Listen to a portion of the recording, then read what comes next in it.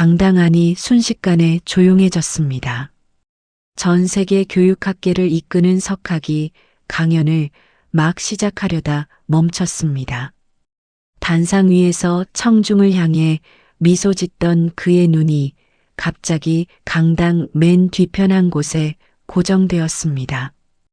흰 위생모를 눌러쓰고 파란 앞치마를 두른 채 벽에 기대 서 있던 한 중년 여성. 강연 준비를 돕다 자리를 비우지 못한 이 학교 급식실에서 일하는 아주머니였습니다. 300여 명의 교사와 학부모, 교육청 관계자들이 숨을 죽이며 지켜보는 가운데 그 노학자는 천천히 마이크를 강단 위에 내려놓았습니다. 그리고 강단에서 내려왔습니다. 기다란 강당을 조용히 가로질러 그 여성 앞까지 걸어온 세계적인 교수가 허리를 깊이 숙였습니다. 오랜만입니다. 교수님, 장내가 완전히 얼어붙었습니다. 교수님? 저분이. 교수님? 선생님들에게 반말을 듣고 아이들에게 아줌마 소리를 들으며 매일 급식판을 닦던 그 사람이. 이 놀라운 반전의 전체 이야기가 궁금하시다면 잠시만 구독 버튼을 눌러주세요. 평범해 보이는 사람들의 숨겨진 이야기를 매일 전해드립니다. 알림 설정까지 해두시면 단 하나의 이야기도 놓치지 않으실 수 있습니다. 자, 이제 시간을 거슬러 올라가 보겠습니다. 이 이야기는 어느 평범한 가을 아침 한 초등학교 급식실에서 시작됩니다. 이야기는 2000년대 후반 서울 외곽의 한 초등학교에서 시작됩니다. 김수진 52살. 이 학교 급식실에서 일한 지 2년이 되어가는 조리원이었습니다. 그 전에 어디서 무엇을 했는지 아는 사람은 학교 안에 아무도 없었습니다. 이력서에 적힌 마지막 직장은 10년 전 어느 학원 보조 강사였고 나머지 칸들은 모두 비어 있었습니다. 그녀의 하루는 남들보다 2시간 일찍 시작되었습니다. 아직 해가 뜨지 않은 새벽 6시 반, 그녀는 이미 학교 지하 급식실 조명을 켜고 있었습니다. 차가운 금속 조리대 위에서 그날의 식단표를 확인하고 대용량 밥솥에 쌀을 씻고 국 재료를 하나하나 손질했습니다. 거대한 냄비 앞에 선 그녀의 모습은 조용했고 절도 있었습니다. 함께 일하는 동료 최영숙은 그런 수진을 묘한 눈으로 바라볼 때가 있었습니다. 말 한마디를 해도 어딘가 정확하고 조심스러웠고 무언가를 읽을 때면 다른 사람과는 다른 깊은 집중력이 느껴졌습니다. 그러나 최영숙도 그것이 무엇인지는 알지 못했습니다. 그냥 묘하다 싶었을 뿐입니다. 학교 안에서 급식 조리원들이 받는 대우는 언제나 비슷했습니다. 인사를 건네도 못 본 척 지나가는 선생님들, 급식실 문을 발로 열어젖히는 아이들, 행정실에서 서류를 받으러 가면 눈도 마주치지 않고 던지듯 내미는 직원.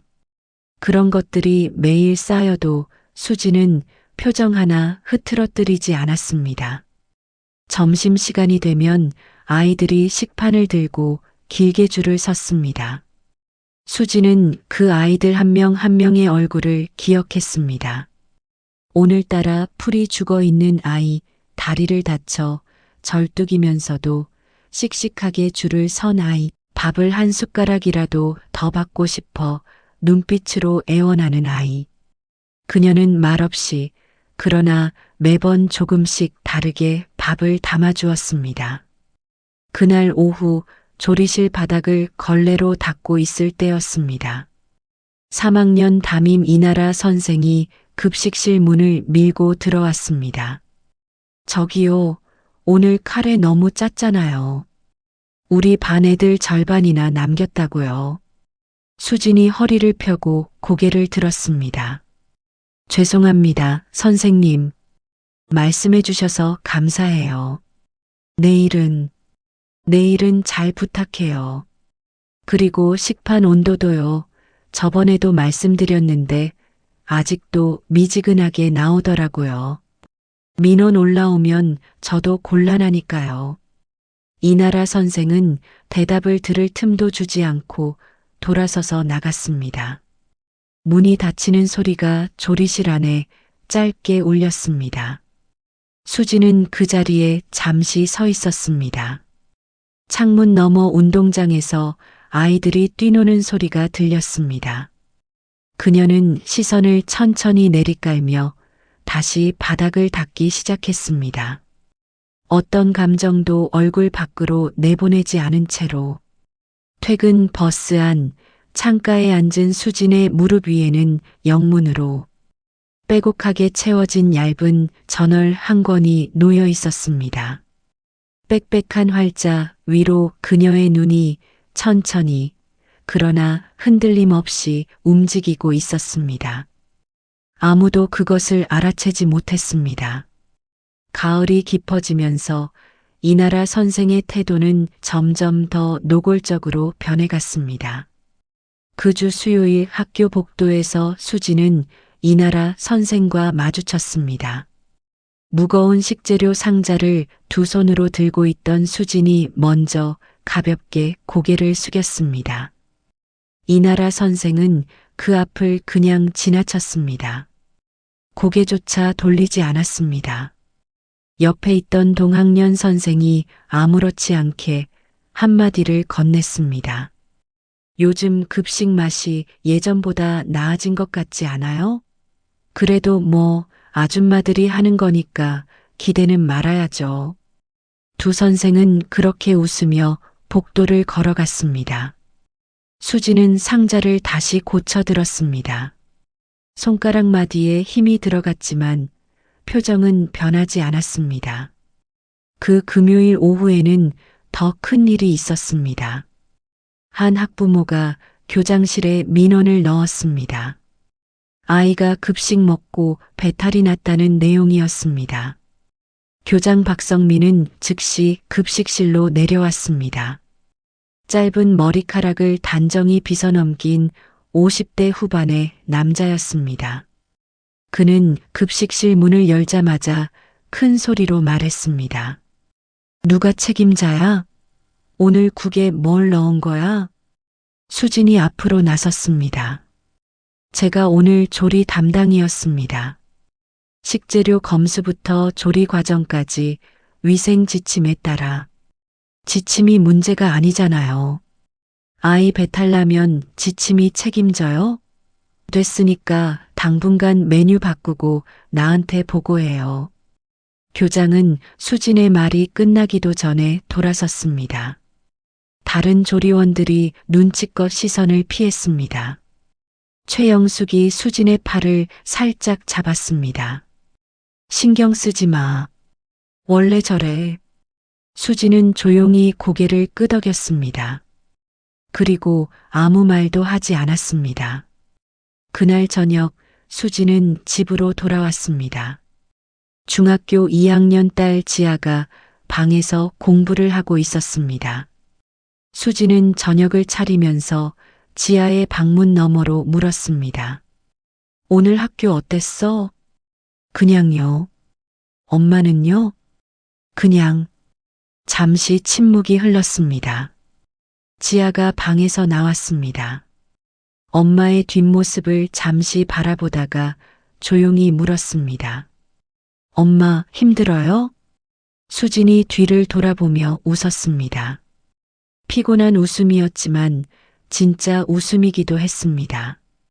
아니, 배고프지? 밥 먹자. 지아는 그 웃음 뒤에 있는 것이 무엇인지 정확히 알지 못했습니다. 다만 엄마가 매일 밤 잠들기 전에 책상 앞에 앉아 무언가를 쓰고 있다는 것은 알고 있었습니다. 그 종이들이 무엇인지 한 번도 물어본 적은 없었습니다.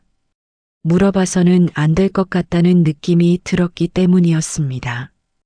그날 밤 지아가 잠든 뒤 수지는 책상 앞에 앉았습니다. 작은 스탠드 불빛 아래 그녀는 오래된 노트를 꺼냈습니다. 표지가 달아 있었습니다. 그 안에는 한국어와 영어가 뒤섞인 빽빽한 글들이 채워져 있었습니다. 그녀는 잠시 그것을 바라보다가 다시 펜을 들었습니다. 그런 일이 있고 며칠 뒤였습니다. 점심시간이 끝난 뒤 식판을 반납하는 줄 맨 끝에 한 남자아이가 혼자 서 있었습니다. 4학년 5반 박준서. 점심을 거의 먹지 않은 채 식판을 들고 우두커니 서 있는 아이였습니다. 수진이 식판을 받으며 말했습니다. 오늘 별로 안 먹었네. 아이는 아무 말도 하지 않았습니다. 오늘 닭볶음 맛있지 않아? 선생님한테 무슨 일 있었어? 준서가 고개를 들었습니다. 어떻게 알았어요? 수지는 잠시 아이의 눈을 바라봤습니다. 그리고 조용히 말했습니다. 밥을 안 먹는 애들은 두 가지야. 몸이 아프거나 마음이 아프거나. 너는 걸음이 빠른 걸 보면 몸은 괜찮은 것 같고. 준서는 눈을 깜빡였습니다. 급식 아주머니한테 그런 말을 들은 것은 처음이었습니다. 별거 아니에요. 아이는 그렇게 말하고 돌아갔습니다. 하지만 그 다음 날부터 준서는 밥을 비우기 시작했습니다. 최영숙이 그 장면을 지켜보다가 수진 옆으로 왔습니다. 야, 너 아이들한테 원래 그렇게 말해? 뭐가요? 아니, 그 말투 있잖아. 그냥 교사 같아. 진짜로. 수진이 피식 웃으며 식판 스택을 정리했습니다. 무슨 소리예요? 어서 마저 치워요. 최영숙은 고개를 갸웃했지만 더는 묻지 않았습니다. 그 무렵 학교 안에 공지 하나가 붙었습니다. 교직원 게시판에 붙은 용지였습니다. 교육청 주관으로 전국 교사 대상 특별 강연이 이 학교 강당에서 열린다는 내용이었습니다. 강연자 이름 옆에는 짧은 소개가 달려 있었습니다. 세계교육학회 석좌 교수, 아동학습환경연구의 권위자. 교장 박성민이 교무실에서 그 공지를 설명하며 들떠 있었습니다. 이번 강연 교육청에서 직접 섭외한 분이야. 해외에서 오시는 분이니까 학교 이미지 관리 좀 신경 써주고. 급식실도 마찬가지야. 그날만큼은 좀 깔끔하게. 선생님들이 고개를 끄덕였습니다. 그 공지문이 게시판에 붙은 날 오후 수지는 청소를 하다 그 앞을 지나쳤습니다. 그녀는 잠시 멈췄습니다. 강연자 이름을 한 번 읽었습니다. 2번 읽었습니다. 그러고는 아무 일도 없다는 듯이 걸어갔습니다. 최영숙이 뒤에서 보았습니다. 수진의 걸음걸이가 잠깐 느려졌다가 다시 빨라지는 것을. 그게 무엇인지는 몰랐습니다. 다만 그 뒷모습이 평소와 조금 달랐습니다. 그날 밤 수지는 오래된 이메일함을 열었습니다. 검색창에 이름 하나를 입력했습니다. 수십 개의 메일이 떴습니다. 가장 오래된 것은 12년 전이었습니다. 그녀는 읽지 않았습니다. 그냥 닫았습니다. 그리고 올해 천장을 바라봤습니다. 강연날이 2주 앞으로 다가오자 학교 전체가 분주해졌습니다. 강당 청소와 의자 배치, 현수막 설치, 다과 준비까지 교직원들이 역할을 나눴습니다. 급식실에도 지시가 내려왔습니다. 강연 당일 외부 손님들을 위한 다과용 음식을 준비하라는 내용이었습니다. 교장이 직접 내려와 말했습니다. 깔끔하게 해줘요. 외국 교수님 오시는 거니까 허름하면 안 되고. 알아서 잘해줄 수 있죠? 그는 대답을 듣기도 전에 올라갔습니다. 최영숙이 혀를 차며 말했습니다. 알아서 잘하라니. 뭘 준비하라는 거야 도대체. 수지는 잠시 생각하다가 말했습니다. 강연 오래 하시는 분이면 단 것보다 담백한 게 나을 것 같아요. 그리고 그분은 아마 떡보다 과일 좋아하실 거예요. 최영숙이 고개를 기울였습니다. 어떻게 알아요? 수진이 멈췄습니다. 아, 그냥 어르신들은 대개 그렇지 않겠어요? 그러고는 더 말을 잇지 않았습니다. 강연 사흘 전 학교가 퇴근 무렵에 사건이 하나 터졌습니다.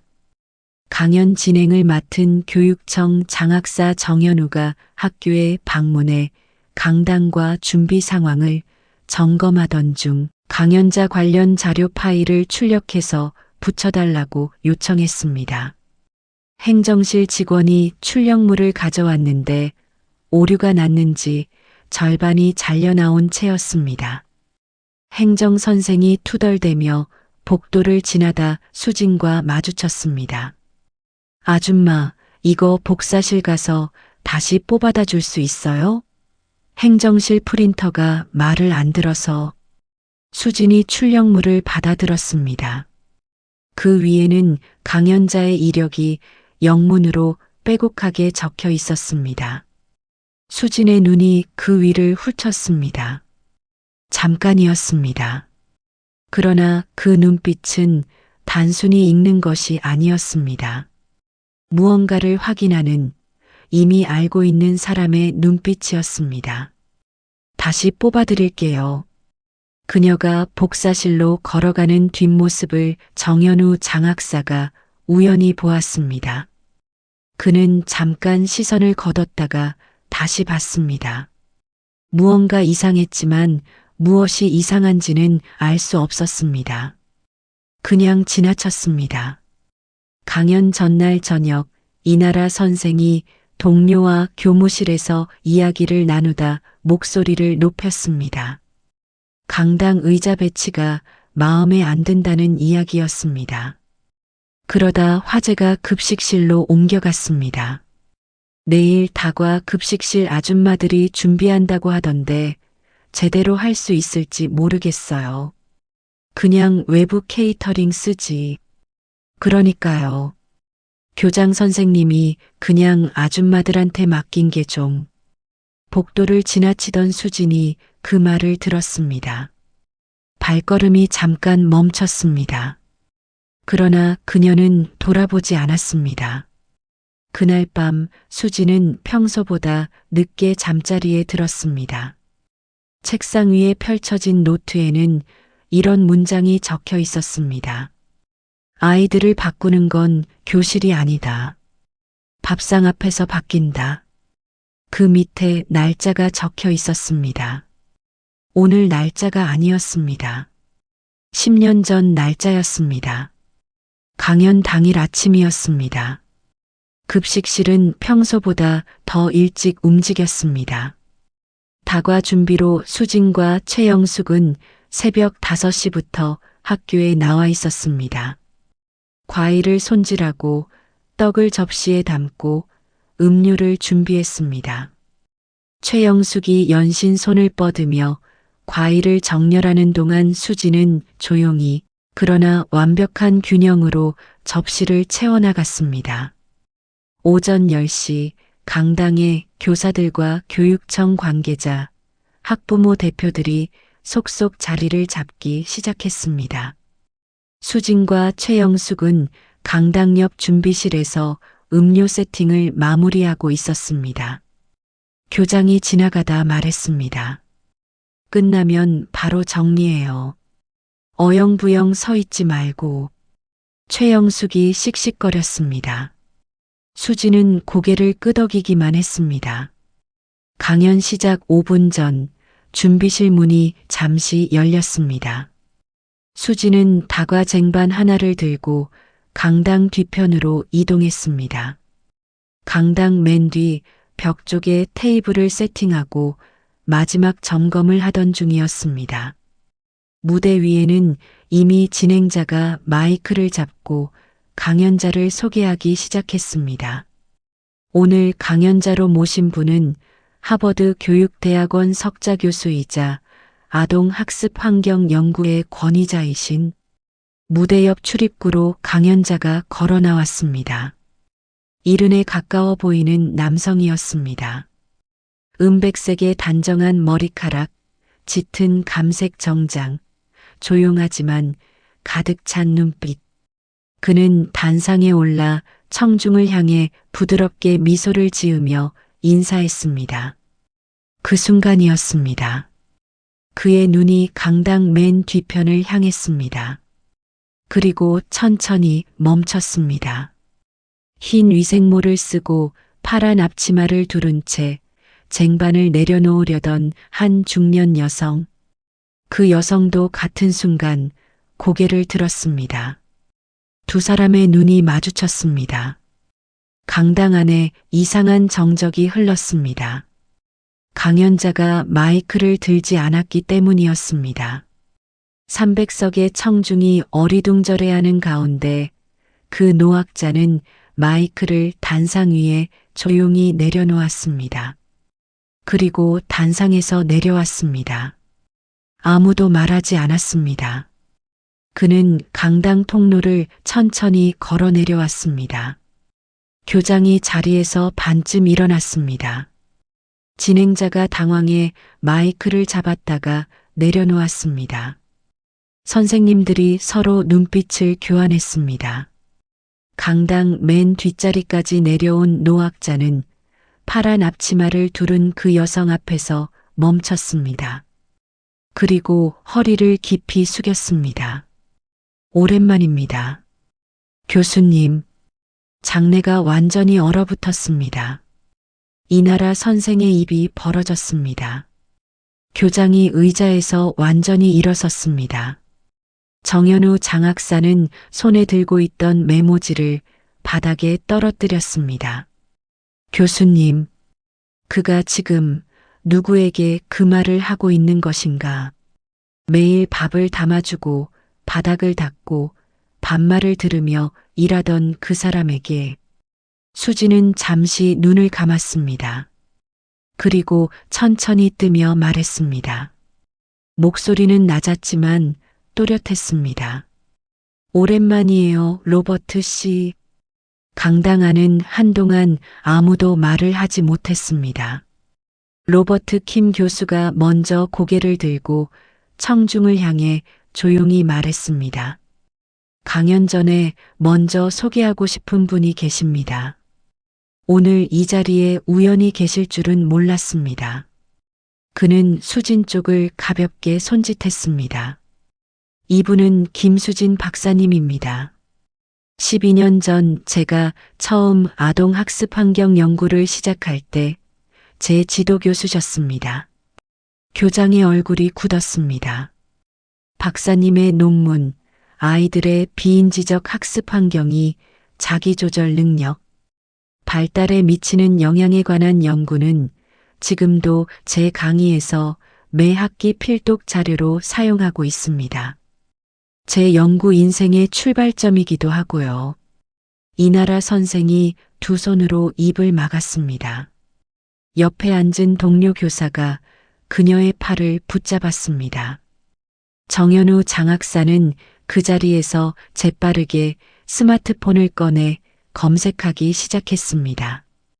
김수진, 교육학, 논문, 그리고 화면이 뜨는 순간 그의 손이 멈췄습니다. 수진은 강당 벽에 가만히 서 있었습니다. 위생모를 쓴 채로 앞치마를 두른 채로. 로버트 킴 교수가 말을 이었습니다. 박사님이 왜 여기 계신지 저는 아직 여쭤보지 못했습니다. 하지만 이것 하나는 압니다. 박사님이 어디 계시든 아이들 근처에 계신다는 건 그 아이들이 운이 좋은 겁니다. 강당이 조용했습니다. 그 침묵 속에서 박수가 한 명, 두 명에게서 시작되었습니다. 그리고 천천히 번졌습니다. 교장은 박수를 치지 않았습니다. 그는 박수 소리가 울리는 강당에서 자신도 모르게 수진을 바라봤습니다. 처음으로 제대로 바라봤습니다. 2년 동안 급식실에서 일한 그 여자, 서류를 던지듯 내밀던 그 여자, 지침이 문제가 아니라고 소리 질렀던 그 여자. 이나라 선생은 손이 차가워지는 것을 느꼈습니다. 자신이 했던 말들이 빠르게 머릿속을 스쳐 지나갔습니다. 카레가 짜다던 말, 민원 올라오면 곤란하다던 말, 아줌마들이 하는 거니까 기대는 말라던 말. 강연이 끝난 후 로버트 킴 교수는 강단에서 내려와 다시 수진에게 다가갔습니다. 주변의 교육청 관계자들과 선생님들이 몰려들었지만 그는 그들을 먼저 보지 않았습니다. 박사님, 제가 12년 동안 연락이 닿지 않아서 걱정했습니다. 갑자기 연락이 끊기셨을 때 얼마나. 수진이 조용히 손을 들어 그의 말을 막았습니다. 그리고 말했습니다. 잘 지냈어요. 잘 지내고 있고요. 하지만 박사님, 이 자리가 어때요? 수진이 살며시 웃었습니다. 그 웃음은 슬프지도 않았고 억울하지도 않았습니다. 그냥 오래된 것이었습니다. 저는 여기서 괜찮아요. 로버트 킴 교수는 그 말에 잠시 멈췄다가 고개를 끄덕였습니다. 그리고 낮은 목소리로 말했습니다. 언제 한번 여쭤볼 수 있을까요? 제대로. 수진이 대답하기 전에 옆에 있던 교장이 성큼 다가섰습니다. 목소리가 조금 떨렸습니다. 저 선생님, 제가 몰랐습니다. 정말로 몰랐습니다. 수진은 교장을 바라봤습니다. 아무 말도 하지 않았습니다. 강연이 끝난 그날 저녁 로버트 킴 교수와 수진은 학교 근처 조용한 카페에 마주 앉았습니다. 로버트 킴이 먼저 말했습니다. 박사님이 학교를 떠나셨을 때 많은 분들이 걱정하셨어요. 갑작스러웠잖아요. 수진이 커피잔을 두 손으로 감쌌습니다. 잠시 말이 없었습니다. 그것은 10년 전으로 거슬러 올라가는 이야기였습니다. 당시 수진은 대학 교육학과에서 연구를 이어가며 논문을 발표하고 있었습니다. 학계에서 이름이 알려지기 시작하던 무렵이었습니다. 남편이 있었고 딸 지아가 5살이었습니다. 겉으로 보기엔 아무 문제 없는 삶이었습니다. 그러나 지아가 6살이 되던 해 아이에게서 이상한 신호가 나타나기 시작했습니다. 어린이집 선생님이 조심스럽게 연락을 해왔습니다. 지아가 다른 아이들과 잘 어울리지 못하고 작은 변화에도 극도로 불안해한다는 내용이었습니다. 검사 결과 발달 지연이 확인되었습니다. 가벼운 편이라고 했지만 수지는 그날 이후 달라졌습니다. 문제는 그 다음이었습니다. 수지는 대학에 휴직을 신청했습니다. 지아 곁에 있어야 한다고 판단했기 때문입니다. 그러나 학과장은 냉담했습니다. 지금 이 시점의 휴직은 연구 공백이고 그 공백은 돌아오지 못하는 경우가 많다고 했습니다. 수지는 그 말을 듣고 하루를 생각했습니다. 그리고 사직서를 냈습니다. 남편은 처음엔 반대했지만 결국 수진의 뜻을 따랐습니다. 그러나 몇 년 뒤 남편도 집을 떠났습니다. 그것은 또 다른 이야기였습니다. 수진은 홀로 지아를 키웠습니다. 지아는 천천히 그러나 분명하게 나아졌습니다. 언어치료, 놀이치료, 그리고 수진이 직접 곁에서 만들어낸 무수한 루틴들. 밥을 함께 먹고 책을 함께 읽고 하루를 함께 정리하는 작은 습관들. 그리고 수지는 알게 되었습니다. 자신이 20년 동안 논문으로 써온 것들, 학습 환경, 안전한 관계, 비인지적 발달의 조건들이 이론이 아니라는 것을, 그것은 매일 아침 밥을 차리고 아이의 눈을 마주치고 이름을 불러주는 일 속에 있었습니다. 그래서 급식실이었습니다. 지아가 중학교에 입학하던 해 수지는 이 학교에 지원했습니다. 집에서 가까운 학교를 골랐습니다. 아이들 가까이에 있고 싶었습니다. 논문이 아니라 실제로. 로버트 킴이 조용히 물었습니다. 후회는 없으세요? 수진이 잠시 창밖을 바라봤습니다.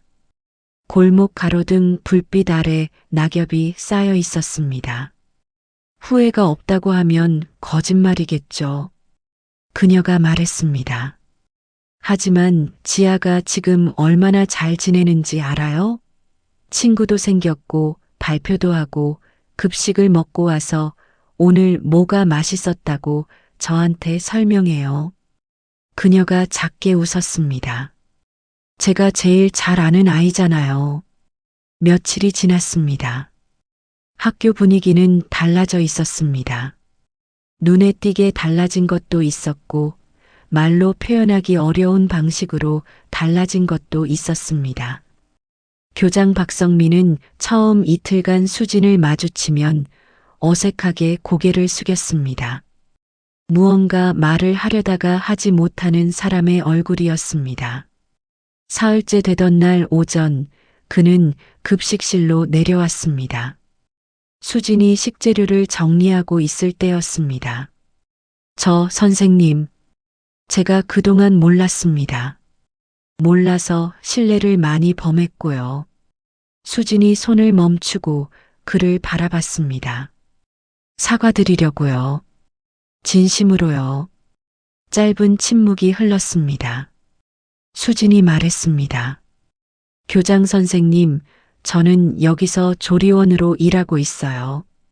박사든 뭐든 간에 이 자리에서 잘하고 싶어서 일하는 거예요. 앞으로도 그럴 거고요. 교장은 그 말을 한동안 소화하는 얼굴이었습니다. 그리고 고개를 깊이 숙였습니다. 그것으로 충분했습니다. 이나라 선생은 더 어려웠습니다. 그녀는 며칠을 망설였습니다.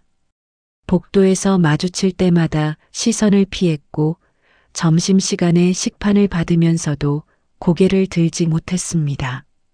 그러다가 어느 오후 방과 후 급식실 앞에 혼자 서 있었습니다.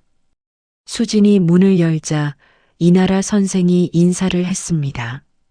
선생님, 제가 드릴 말씀이 있어서요. 이나라 선생의 눈이 붉었습니다. 제가 너무 함부로 말했어요. 그 전에도 그랬고, 그날도 그랬고, 죄송합니다. 수진이 잠시 그녀를 바라봤습니다. 이나라 선생님, 제가 박사이기 때문에 사과하는 거면 저는 그 사과를 받을 수가 없어요. 이나라 선생이 고개를 들었습니다. 제가 급식 아주머니이기 때문에 그렇게 하셔도 된다고 생각하셨다면 그게 달라져야 하는 거예요. 박사라서가 아니라. 이나라 선생의 눈에서 눈물이 흘렀습니다. 그녀는 고개를 끄덕였습니다. 말을 잇지 못했습니다. 수진이 부드럽게 말했습니다. 선생님은 좋은 선생님 될 수 있어요. 아이들 아끼는 마음 있는 거 저 알거든요. 그거면 충분해요. 그로부터 한 달 뒤 로버트 킴 교수에게서 이메일이 왔습니다. 국제교육학회 특별 세션에서 발제를 맡아달라는 요청이었습니다. 수지는 그 이메일을 오래 바라봤습니다. 그리고 딸 지아에게 보여줬습니다. 지아가 눈을 크게 떴습니다. 엄마, 이게 뭐야? 엄마가 교수였어? 옛날에. 수진이 웃었습니다. 그러면 지금은? 수진이 딸의 어깨를 가볍게 안았습니다. 지금은 너네 학교 급식 아줌마. 지아가 웃음을 터뜨렸습니다. 그리고 수진은 그 이메일에 답장을 썼습니다. 짧은 답장이었습니다. 그러나 오래 생각하고 쓴 문장이었습니다. 참석하겠습니다. 한 가지 주제로 이야기하고 싶습니다. 밥상 앞에서 배우는 것들에 대해. 이듬해 봄 수지는 학회에서 발표를 마치고 다시 그 학교 급식실로 돌아왔습니다. 흰 위생모를 쓰고 파란 앞치마를 두르고 아이들이 식판을 들고 줄을 섰습니다. 그 중에 박준서가 있었습니다. 밥을 가득 받고 씩씩하게 걸어가는 그 아이의 뒷모습을 보며 수지는 조용히 웃었습니다. 어떤 자리가 더 중요한가를 그녀는 이미 오래전에 결정했습니다.